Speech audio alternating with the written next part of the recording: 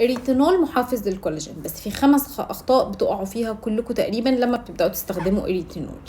اول خطأ وهو الريتينول لا يتم فركه على البشرة. الريتينول بنحطه عن طريق الطبطبة، ولو انت بشرتك حساسة هتحطي ريتينول بتقنية الساندويتش، ان هو مرطب.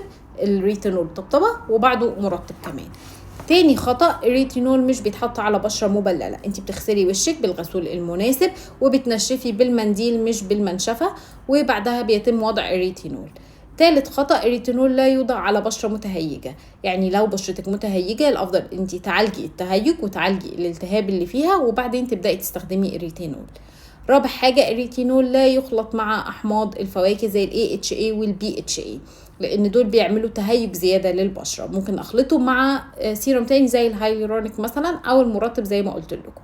خامس واخر خطأ بتخطئوا فيه ان انتوا بتحطوا الريتينول حوالين الفم او في اطراف الانف او في منطقه محيط العيون. المناطق دي حساسه جدا وما ينفعش نحط معاها الريتينول الا اذا كان تركيزه قليل جدا وكريم مخصص للمنطقه زي كريمات حوالين العيون اللي تحتوي على الريتينول.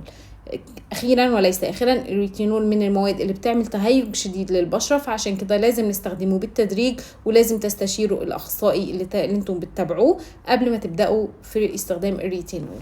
يومكم جميل واتمنى لكم معلومات دايما مفيده وممتعه على الدوام.